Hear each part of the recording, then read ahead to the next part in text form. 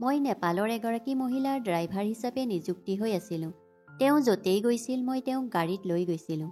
কিন্তু আশ্চৰ্যজনক কথাটো হ'ল যে প্ৰতিদিনে মই তেওঁক এটা জনশূন্য অঞ্চলৰ পুৰণি ঘৰ এটালৈ লৈ যাব লাগে আৰু তেওঁৰ বাবে বাহিৰতে 2 ঘণ্টা থিয় হৈ থাকিব লাগে। একদিন মই সেই মহিলাগৰাকীৰ পিছে পিছে সেই ঘৰটোত সোমাই গ'লোঁ। যদিও মোৰ বৰ ভয় লাগিছিল। যেতিয়া ভিতৰলৈ সোমাই গ'লোঁ, তাত মই যি দেখিলোঁ সেই দৃশ্য দেখি মোৰ মূৰটো ঘূৰাই যোৱা যেন লাগিল। মই তেওঁক বৰ ধুনীয়া আৰু যত্নশীল মহিলা বুলি ভাবিছিলোঁ, কাৰোবাৰ দুখত চকুলো টুকিব পৰা ধৰণৰ। যোৱা 5 বছৰ ধৰি মই তেওঁৰ ড্ৰাইভাৰ হিচাপে কাম কৰি আছিলোঁ। তেওঁ য'তেই গৈছিল মোৰ লগতে গৈছিল। 5 বছৰৰ ভিতৰত এবাৰো মোৰ মনলৈ কেতিয়াও নাহিল যে তেওঁ মোৰ বাবে এনেকুৱা হ'ব পাৰে। মহিলাগৰাকীয়ে মোকো আচৰিত কৰি তুলিছিল। মোৰ চিন্তা আৰু বুজাৰ ক্ষমতা সম্পূৰ্ণৰূপে শেষ হৈ গৈছিল। তেতিয়াও মোৰ চকুৱে যি দেখিছিল সেয়া এক ভ্ৰম যেন অনুভৱ হৈছিল। মোৰ কিয় নাজানো সেইটো এটা প্ৰবঞ্চনা যেন অনুভৱ হৈছিল। নাজানো কিয় মোৰ চকুৰ পৰা চকুলো বৈ আহিছিল। কাৰোবাক চিনি পাবলৈ 5 বছৰ সময় যথেষ্ট নহয়। এই মহিলাগৰাকীয়ে ইমান ঘৃণনীয় কাম কৰিব পাৰিব বুলি মই এবাৰো ভবা নাছিলোঁ। মই কেতিয়াও তেওঁৰ ফালে মূৰ তুলি চোৱা নাছিলোঁ। আগতে মই তেওঁক হৃদয়ৰ পৰা বহুত সন্মান কৰিছিলোঁ। কিন্তু আজি মোৰ নিজৰ চিন্তাধাৰাটো বিতৃষ্ণা অনুভৱ হৈছিল। খন্তেক সময়ৰ বাবে মোৰ চাকৰি এৰিব মন গ'ল। কিন্তু তাৰ পিছত মনত পৰিবলৈ ধৰিলে ইয়ালৈ অহাৰ সময়ত মোৰ কি অৱস্থা আছিল। মোক প্ৰতাৰণা কৰা হৈছিল আৰু সেই প্ৰবঞ্চনা মোৰ এজন আত্মীয়ই কৰিছিল।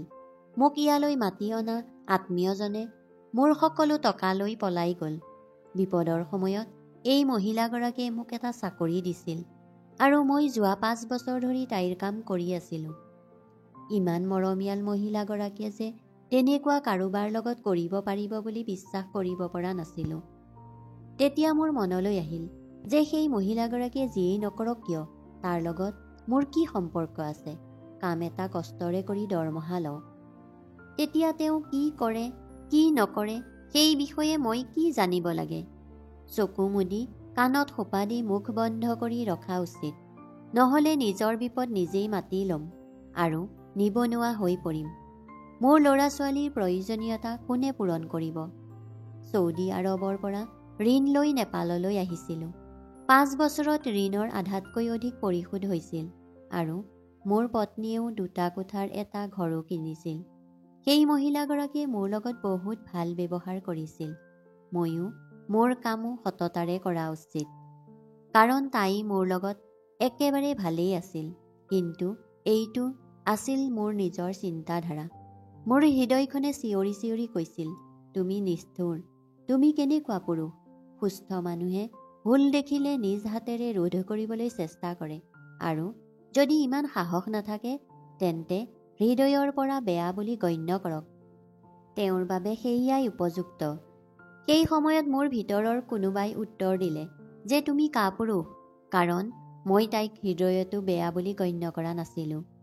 চকুৰ সন্মুখত মাত্ৰ মোৰ পত্নী আৰু সন্তানৰ মুখকেইখন আহি আছিল। চাকৰি এৰিলে মই পৰিয়ালটো কেনেকৈ পোহপাল দিম। গোটেই ৰাতিটো বৰ অস্থিৰতাত কটালোঁ। না মোৰ চকুত টোপনি আহিল আৰু মোৰ মনটোৱেও শান্তি নাপালে। চকু দুটা মুদি দিওঁতেই মোৰ চকুৰ সন্মুখত এজনী নিৰীহ 8 বছৰীয়া ছোৱালী আবিৰ্ভাৱ হ'ল। কাণত সিহঁতৰ চিঞৰ শুনিছোঁ। মোৰ হৃদয়খন বৰকৈ বিষাইছিল। নিৰ্জন ঘৰটোত দেখিছিলোঁ এক চাঞ্চল্যকৰ দৃশ্য। 5 বছৰ ধৰি মোৰ মেডামে প্ৰতিদিনে তালৈ গৈছিল আৰু মোক বাহিৰত থিয় কৰাইছিল আৰু 2 ঘণ্টাৰ পিছত তেওঁ ঘৰটোৰ পৰা ওলাই আহিছিল। মোক তেওঁৰ পিছে পিছে যাবলৈ মানা কৰি থৈছিল। তেওঁ বজাৰ কৰিবলৈ গ'লেও মোক গাড়ীৰ ওচৰত থিয় কৰাই বজাৰ কৰি আহিব বুলি কৈছিল। কিন্তু মই বুজি পাওঁ যে তেওঁ ইমানবোৰ বস্তু কেনেকৈ কঢ়িয়াই লৈ যাব।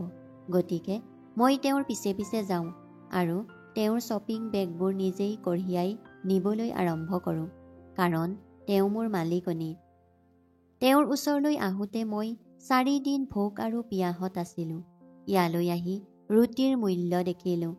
মোৰ সকলো টকালৈ মোৰ আত্মীয়জন গুচি গৈছিল। মোৰ সেই সময়ত ৰুমৰ ভাড়াও নাছিল আৰু পকেটত এটকাও। 4 দিন ভোক পিয়াহত ৰাজপথত ঘূৰি ফুৰিছিলোঁ। এদিন ৰাস্তা পাৰ হৈ গৈ থাকোঁতে গাড়ী এখনত খুন্দা খাই বাগৰি পৰিলোঁ।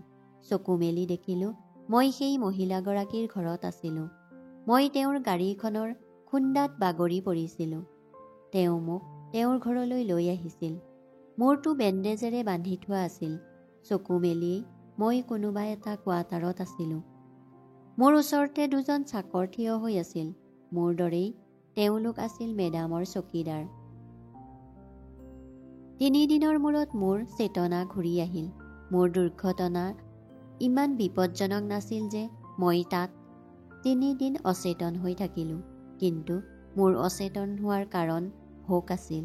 4 দিন ভোকত থকাৰ বাবে গাড়ীয়ে সামান্য খুন্দা মৰাৰ পিছত অজ্ঞান হৈ পৰি গৈছিলোঁ।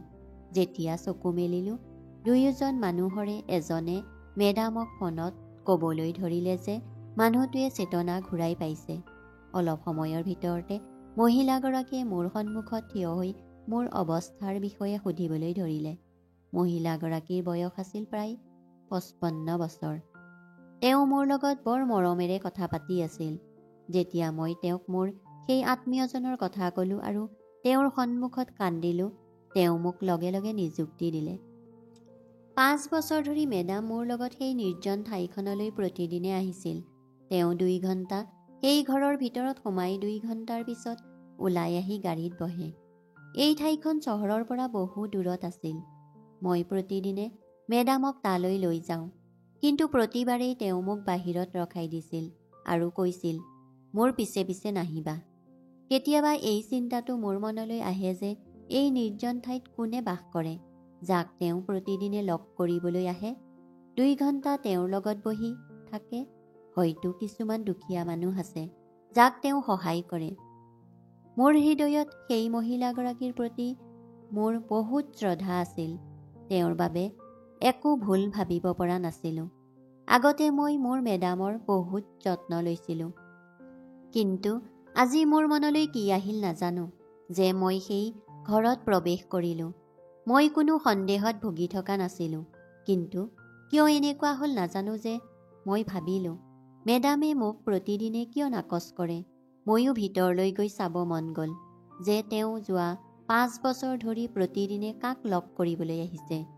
মোৰ সম্পূৰ্ণ আশা আছিল যে মোৰ মেডামে তাত কাৰোবাক সহায় কৰিব। কিন্তু মোৰ চকুৱে যি দেখিলে এটা বেলেগ দৃশ্য আছিল। সেই ঘৰৰ দুৱাৰখন ভিতৰৰ পৰা বন্ধ হৈ আছিল। মই বাওঁ সোঁফালে চালোঁ। তাত মোৰ বাহিৰে কোনো নাছিল। গেটখন পাৰ হৈ মই ভিতৰলৈ সোমাই গ'লোঁ। বৰ সাহসেৰে ভিতৰলৈ সোমাই গ'লোঁ। বাহিৰৰ পৰা জৰাজীৰ্ণ যেন লগা ঘৰ এটা ভিতৰৰ পৰা পৰিষ্কাৰ আৰু পৰিপাটি আছিল। ভিতৰলৈ যোৱা পথটোৰ ফালে যোৱাৰ আগতে সন্মুখত এজন চাকৰ দেখি মই লগে লগে পিছুৱাই গৈ বেৰৰ কাষত ৰৈ দিলোঁ। অনুভৱ কৰিলোঁ তাৰ চকু মোৰ ওপৰত পৰিল। কিন্তু মই কিবা প্ৰকাৰে সাৰিলোঁ। মোক কোনেও দেখা নাপালে। কিন্তু ভাবিলোঁ, ইয়াত কি এনেকুৱা ধন লুকাই আছে যে চকীদাৰ আছে। ভিতৰলৈ যোৱাৰ পৰা নিজকে সংযত কৰি ৰাখিলোঁ, কাৰণ ধৰা পৰাৰ আশংকা বেছি আছিল। তেতিয়া মই ভাবিলোঁ যে মোৰ এনে কাম কৰিবলৈ কি প্ৰয়োজন। গেটলৈ উভতি যোৱাৰ আগতে ছোৱালী এজনীৰ চিঞৰৰ শব্দই মোক খোজবোৰ বন্ধ কৰি দিলে। মই থিয় হৈ বেৰখনত থকা ভেণ্টিলেশ্যনৰ ফালে চালোঁ। তাৰ পৰাই মাতটো অহা শুনিলোঁ। স্কাইলাইটৰ মাজেৰে চাবলৈ চেষ্টা কৰিলোঁ যদিও বেৰখন বেছি ওখ আছিল। মই ইফালে সিফালে কিবা এটা বিচাৰিবলৈ ধৰিলোঁ, যাৰ সহায়ত মই চাব পাৰোঁ।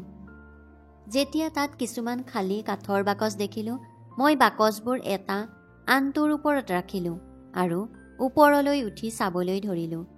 সেই ৰুমটোৰ ভিতৰত বহুতো সৰু ছোৱালী আছিল। কিন্তু মোক অশান্তি দিয়া কথাটো আছিল সন্মুখত থিয় হৈ থকা মোৰ মেডাম, যিয়ে নিৰ্মমভাৱে এজনী ছোৱালীৰ চুলিত ধৰি আছিল আৰু সেই ছোৱালীজনীয়ে চিঞৰি আছিল।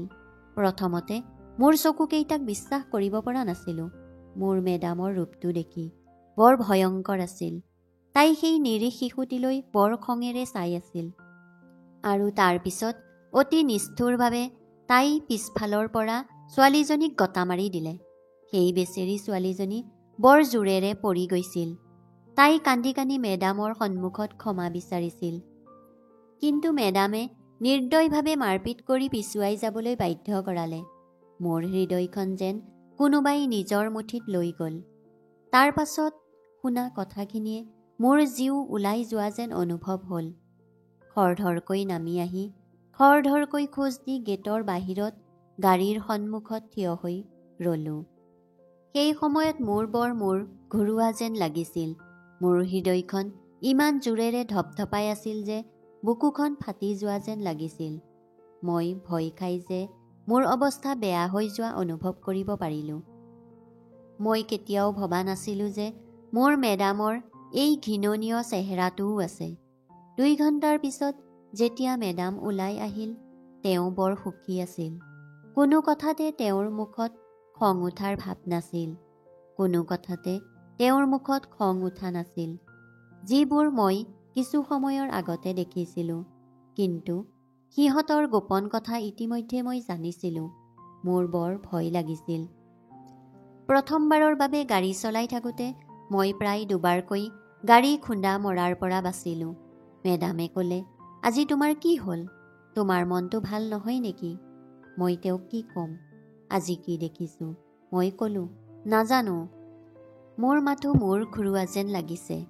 এই বুলি কৈ মই বৰ কষ্টৰে তেওঁৰ বাংলাটো পালোগৈ। তেওঁ মোক ক'বলৈ ধৰিলে, গৈ কোৱাৰ্টাৰত জিৰণি লোৱা। মই পোনে পোনে কোৱাৰ্টাৰলৈ গ'লোঁ। কিন্তু আজি মোৰ না খাবলৈ মন গৈছিল, না গোটেই ৰাতি শুব পাৰিছিলোঁ। পিছদিনা মোৰ লগত কি হ'ব তাৰ কোনো ধাৰণা নাছিল। পিছদিনা মেডামে মোক মাতি পঠালে আৰু তেওঁ ক'বলৈ ধৰিলে, ইয়াত বহা। মই মাটিত বহিলোঁ। সন্মুখত টিভি এটা আছিল। মেডামে ছুইচ অন কৰিলে আৰু মোক আগলৈ চাবলৈ ইংগিত দিলে। টিভিত নিজকে দেখি মই থতমত খালোঁ। কালিৰ মোৰ সকলো ভিডিঅ' টিভিত চলি আছিল। মোৰ অৱস্থা বেছি বেয়া হৈ গৈছিল। মই ওপৰলৈ চাব পৰা নাছিলোঁ। তাত কেমেৰা লগোৱা আছিল বুলিও মই ভবা নাছিলোঁ, যিয়ে মোৰ প্ৰতিটো খোজ লক্ষ্য কৰিছিল। মোৰ মেডামে টিভিৰ ভিডিঅ'টো বন্ধ কৰি দিলে। তাই মোক ক'বলৈ ধৰিলে, যেতিয়া মই তোমাক মোৰ পিছে পিছে যাবলৈ মানা কৰিছিলোঁ, তেন্তে কিয় তাত কি হয় সেই কথা জানিবলৈ তুমি বেছি আগ্ৰহী আছিলা? এতিয়া সন্তুষ্ট হৈছানে? মই লাজত মূৰ তললৈ কৰি তেওঁৰ সন্মুখত বহি আছিলোঁ। ভুল কৰিলোঁ বুলি ক'লোঁ। মোক ক্ষমা কৰিব। তেওঁ ক'বলৈ ধৰিলে, মই কাকো ক্ষমা নকৰোঁ। এতিয়া তুমি মোৰ গোপন কথা গম পালা আৰু এইটো তোমাৰ ভুল যে মই তোমাক এৰি দিম। মেডামৰ নতুন পৰিকল্পনা কি বুলি ভাবি মোৰ অস্বস্তি লাগিছিল। তেওঁ মোক ক'বলৈ ধৰিলে যে এতিয়ালৈকে তুমি মোৰ বিষয়ে জনা নাছিলা। সেইবাবে মই তোমাক কেতিয়াও সেই কামটো কৰিবলৈ নিদিলোঁ, যিটো কাম মই বাকী চাকৰক কৰিব দিছিলোঁ। কিন্তু এতিয়া তুমি মোৰ নিৰ্দেশনা মানিবা, নহ'লে মই তোমাক হত্যা কৰিম। এই কথা শুনি মোৰ মুখখন ম্লান হৈ পৰিল। মই তেওঁক ক্ষমা কৰিবলৈ কৈ তেওঁৰ সন্মুখত হাতযোৰ কৰিবলৈ ধৰিলোঁ। মই তেনেকুৱা একো কৰিব নোৱাৰোঁ। এয়া অত্যাচাৰ আৰু মই কেতিয়াও এনে কাম নকৰোঁ। মই নাকচ কৰাৰ আগতেই মোক মেডামে তাইৰ আন গাৰ্ডবোৰক মাতি আনি মোক কাৰাগাৰৰ কোঠা এটালৈ নিবলৈ ইংগিত দিলে। মোক তালৈ লৈ গৈ বহুত মাৰপিট কৰিলে আৰু মোক তাতে আবদ্ধ কৰি ৰাখিলে। যি কাম কৰাৰ বাবে মোক অত্যাচাৰ কৰিছিল, মই যিকোনো মূল্যৰ বিনিময়ত তেওঁলোকে বিচৰা কামটো কৰিব পৰা নাছিলোঁ। মোৰ নাক আৰু মুখৰ পৰা তেজ ওলাই আহিছিল। সেই 2জন চকীদাৰে মোক বহুত মাৰপিট কৰিছিল। 3 দিন খাবলৈ একো দিয়া নাছিল, মাত্ৰ মোক যেতিয়াই তেতিয়াই মাৰি আছিল। মই চকু দুটাও মেলিব পৰা নাছিলোঁ। যেতিয়া মেডামে মোৰ ওচৰলৈ আহি মোৰ চুলিখিনি ধৰি জোৰেৰে টানিলে, মোৰ অৱস্থা বৰ বেয়া আছিল। মই পানী পানী কৈ চিঞৰিবলৈ ধৰিলোঁ। মেডামে হাঁহিবলৈ ধৰিলে। তেওঁ ক'লে, যেতিয়ালৈকে তুমি মোৰ কাম কৰিবলৈ মান্তি নোহোৱা, তেতিয়ালৈকে খানা পানী একো খাবলৈ নোপোৱা। সেই সময়ত মই পিয়াহত ইমানেই চটফটাই আছিলোঁ যে হয়তো মোৰ মৃত্যু হ'লহেঁতেন।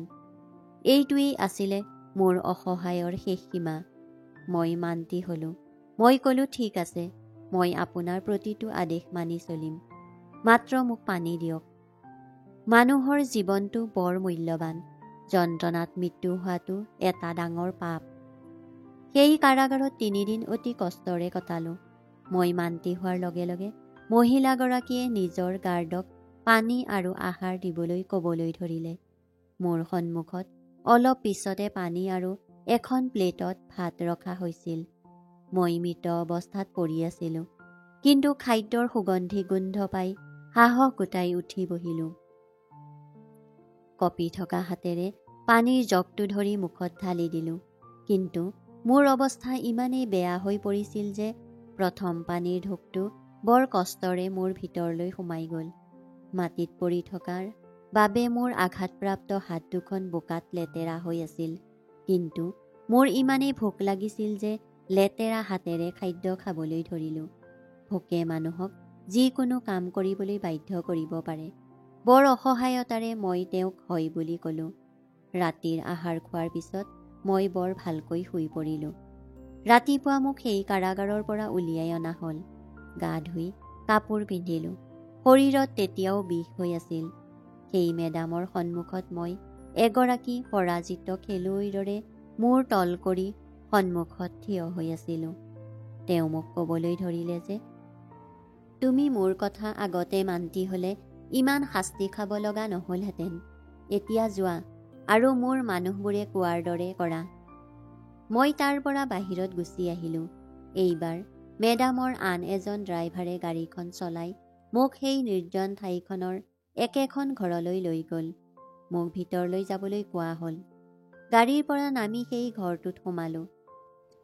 তাত থকা নিৰাপত্তাৰক্ষীয়ে মোক ছোৱালী কেইজনী থকা কোঠাটোলৈ পঠিয়াই দিলে। কাৰাগাৰত উপস্থিত হোৱাৰ লগে লগে ছোৱালী কেইজনীয়ে মোক দেখি বহুত ভয় খালে। তেওঁলোকৰ চকুত মোৰ বাবে ভয় দেখি মই বুজি পালোঁ যে ইয়াত তেওঁলোকৰ ওপৰত কেনেধৰণৰ অত্যাচাৰ চলি আছে। কিন্তু মই তেওঁলোকৰ বন্ধু হৈ অহা নাছিলোঁ। মোকো তেওঁলোকৰ প্ৰতি নিষ্ঠুৰ হ'বলৈ নিৰ্দেশ দিয়া হৈছিল। তাৰ পৰা ছোৱালী এজনীক লৈ যাব লগা হ'ল। এতিয়া মই সকলোৰে মুখলৈ চাবলৈ ধৰিলোঁ। কোনজনী ছোৱালীৰ লগত ইমান ডাঙৰ অপৰাধ কৰিব লাগে? সকলো ছোৱালী বৰ নিৰীহ আছিল। মোৰ হৃদয়খনে হাহাকাৰ কৰি আছিল। ছৌদি আৰৱত থকা মোৰ ছোৱালীজনীও এই ছোৱালীবোৰৰ বয়সৰ আছিল। এই অপৰাধৰ বাবে কোনজনী ছোৱালীক লৈ যাম সেইটো মই সিদ্ধান্ত ল'ব পৰা নাছিলোঁ। এই সিদ্ধান্ত মোৰ বাবে অতি কঠিন হৈ পৰিছিল, কাৰণ মই নিষ্ঠুৰ নাছিলোঁ। হয়, মই নিশ্চিতভাৱে অসহায় আছিলোঁ।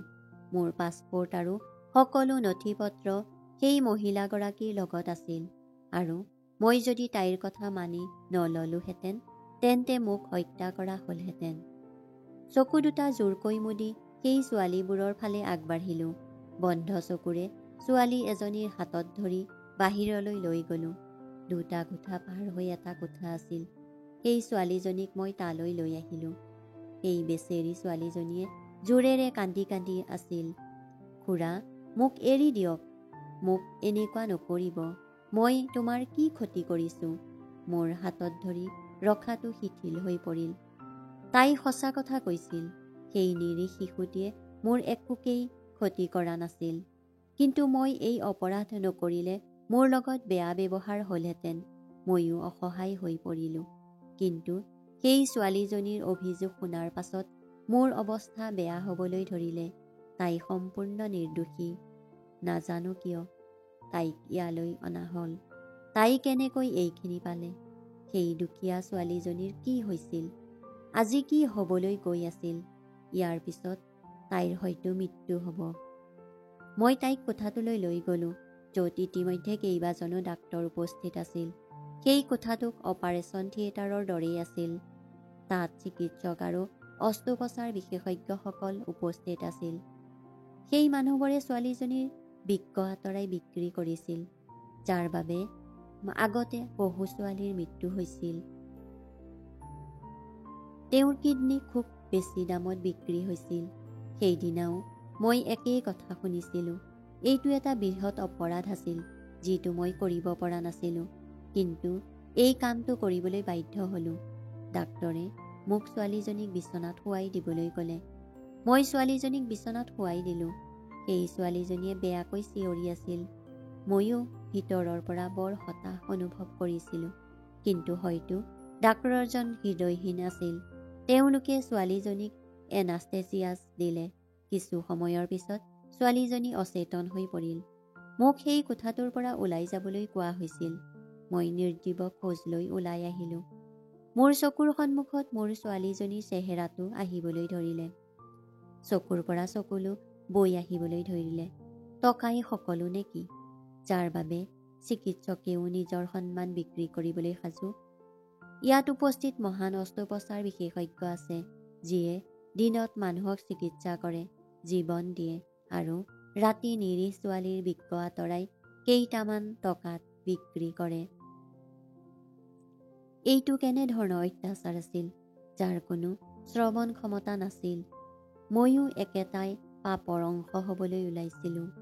আজিৰ পৰা মোৰ ল'ৰা ছোৱালীয়ে যি খাব সেয়া হ'ব নিৰীহ ছোৱালীৰ বিক্ৰী হোৱা মৃতদেহ। শৰীৰৰ অংগৰ পৰা পোৱা টকা হ'ব ৰুটি আৰু ঘিউ।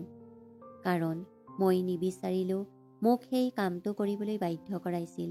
তাৰ পৰা উভতি আহিলোঁ, কিন্তু অন্তৰত এটা বৰ গধুৰ বোজা আছিল। মোৰ খাদ্য খাবলৈ ইচ্ছা নগ'ল। চকুৰ আগত ছোৱালীজনীৰ মুখখন জিলিকিবলৈ ধৰিলে। এতিয়া তাই নিশ্চয় মৰিছে। ৰাতিপুৱাই মন্দিৰ পালোগৈ। মন্দিৰৰ সন্মুখত থিয় হৈ গোটেই শৰীৰটো কঁপিবলৈ ধৰিলে। মই যি পাপত লিপ্ত হৈছিলোঁ তাৰ বাবে মোৰ চকুৰ পৰা চকুলো বৈ আহিছিল। মই তিক্তকৈ কান্দিবলৈ ধৰিলোঁ। হে ভগৱান, অনুগ্ৰহ কৰি মোক কিবা এটা বাট দেখুৱাওক। ক'ত যাওঁ? মই এই পাপৰ পৰা আঁতৰি থাকি মই কেনেকৈ জীৱনটো কটাম? ভগৱানৰ সহায় বিচাৰি বহু সময় কান্দি থাকিলোঁ। তাৰ পিছত এটা সিদ্ধান্ত ল'লোঁ। মই উঠি চকু পানী মচি থানা পালোগৈ। মই গোটেই কাহিনীটো পুলিচৰ আগত ক'লোঁ। এতিয়া মোৰ নিজৰ জীৱনৰ কোনো চিন্তা নাছিল। মই নিজেই পুলিচক লৈ তাত উপস্থিত হ'লোঁ। আৰক্ষীয়ে ঘৰটো চাৰিওফালৰ পৰা ঘেৰি ধৰিছিল। তাৰ পিছত তেওঁলোকে তেওঁলোকক আক্ৰমণ কৰিলে। সেই সকলোবোৰ ডাক্তৰ ধৰা পৰিছিল। তেওঁৰ সমগ্ৰ দলটো আৰক্ষীৰ গ্ৰেপ্তাৰত আছিল আৰু এতিয়া আৰক্ষীৰ দলটো সেই মেডামৰ ঘৰলৈ গ'ল। তেওঁলোকে মেডামক গ্ৰেপ্তাৰ কৰিলে আৰু বহু ছোৱালীক এই অত্যাচাৰৰ পৰা ৰক্ষা কৰা হয়। সেই নিৰীহ ছোৱালীবোৰৰ মুখৰ হাঁহিবোৰ দেখি মোৰ মনটো সকাহ পালোঁ। যদিও চাকৰি হেৰুৱাইছিলোঁ, কিন্তু মই মোৰ ঈশ্বৰৰ ওপৰত সম্পূৰ্ণ বিশ্বাস আছিল যে তেওঁ মোৰ বাবে এটা পথ নিশ্চয় দেখুৱাব। কাৰণ ধন দিয়াটো ভগৱানৰ হাতত, আৰু ভগৱানে কেতিয়াও কোনো মানুহক ভোকত শুব নিদিয়ে। সেই গেংটো ধৰাৰ বাবে পুলিচে মোক এটা পুৰস্কাৰ দিলে, কাৰণ বহুদিন এই গেংটো বিচাৰি আছিল। মোৰ এই ডাক্তৰবোৰৰ কথা ভাবি বহুত দুখ লাগিছিল যে নিজৰ সন্তানক এটা ভাল ভৱিষ্যত দিয়াৰ স্বাৰ্থত নিৰীহ শিশুৰ পেট কাটি শৰীৰৰ অংগবোৰ আঁতৰাই বিক্ৰী কৰিছিল। এই অপৰাধ সংঘটিত কৰাৰ সময়ত তেওঁলোকৰ হাত কঁপা নাছিলনে? তেওঁলোকৰ হৃদয়খনো কঁপা নাছিলনে? এইটোৱে কি তেওঁলোকৰ দৃষ্টিকোণৰ পৰা ঠিকেই আছিল? হয়তো তেওঁলোকে ভাবিছিল যে তেওঁলোকক কোনেও দেখা নাই। ভগৱানে তেওঁলোকক কেতিয়াও ক্ষমা নকৰে, কাৰণ কাৰোবাক দিয়া দুখ কষ্ট ভগৱানে চাই আছে। কিন্তু মানুহে নাভাবে যে এদিন তেওঁলোকৰ এই কাৰ্যৰ শাস্তি নিশ্চিতভাৱে পাব। ধন্যবাদ বন্ধুসকল। কাহিনীটো শুনি ভাল লাগিলে লাইক কৰিব, শ্বেয়াৰ কৰিব আৰু চেনেলটো ছাবস্ক্ৰাইব কৰিব।